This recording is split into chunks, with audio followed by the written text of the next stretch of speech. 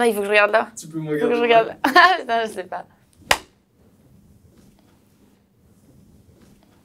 Je suis Mathilde Bouvray. Je suis auditrice durabilité dans un cabinet d'audit financier, extra-financier.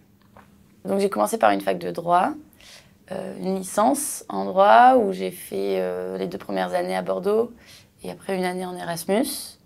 Et c'est pendant cette période en Erasmus où je me suis rendu compte que le droit, c'était peut-être pas ce qui me plaisait vraiment et que j'avais envie de faire un métier dans lequel j'avais un impact direct pour l'environnement, en tout cas, ou le développement durable de manière plus générale.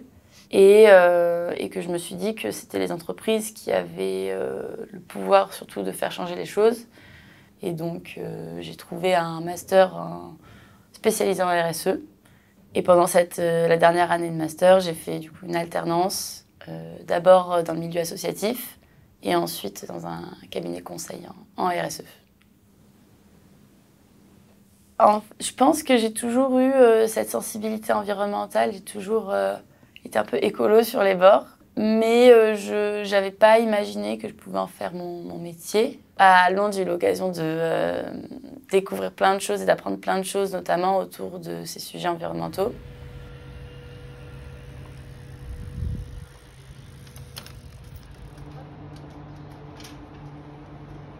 Deux personnes qui me viennent en tête, qui sont assez inspirantes et qui sont faciles à suivre, en tout cas à comprendre. D'abord, c'est Timothée Parikh, qui est un économiste, et donc j'ai trouvé ça super intéressant de voir que aussi tout le système économique doit être réformé, enfin qu'on peut fonctionner différemment. Et aussi Elisabeth Laville, qui a monté le cabinet conseil Utopie.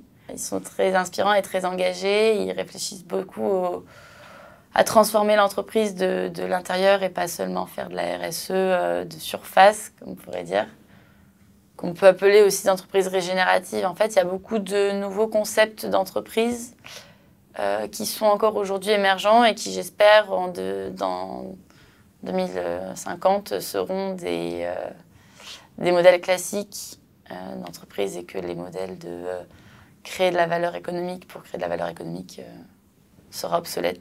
En tout cas, je l'espère.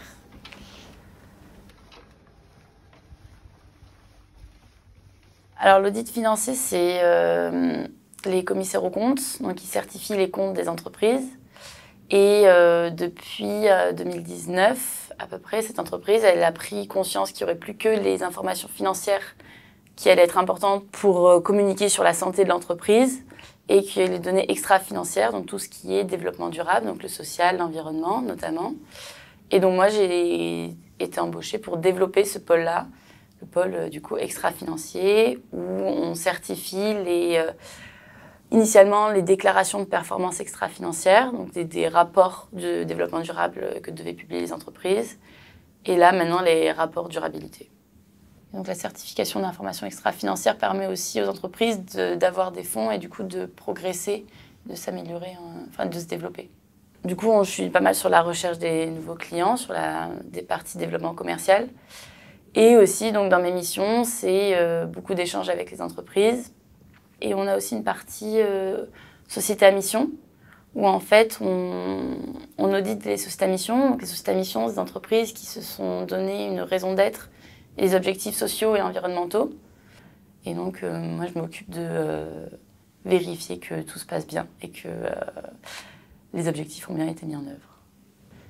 Et il y a une partie qui est en train de se développer pas mal de validation des bilans carbone, en tout cas.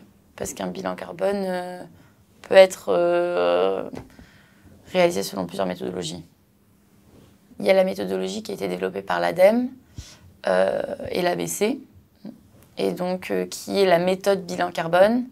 Et après, il y a des évaluations d'émissions de gaz à effet de serre. On peut dire qu'on a fait un bilan de ces émissions de gaz à effet de serre. Et là, il n'y a pas besoin d'avoir une méthodologie validée. Et qui peut être très bien pour des entreprises qui n'ont pas forcément les moyens de mettre en place toute la méthodologie.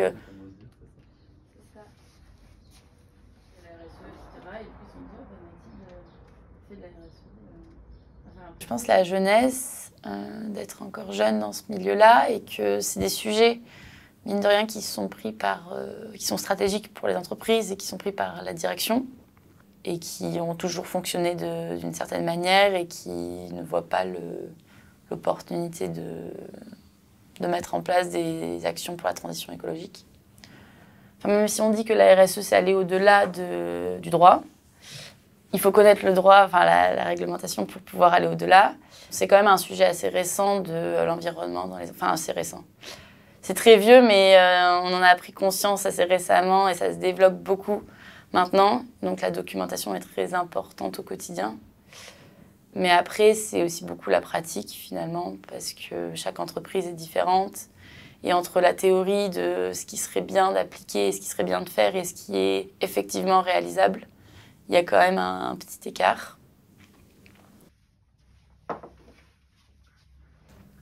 Donc je pense qu'il faut être convaincu. Et donc pour être convaincu, il faut pas mal se renseigner et faire ce qui nous plaît. Mais je pense que tant qu'on est convaincu de ce qu'on fait, on s'en sort toujours.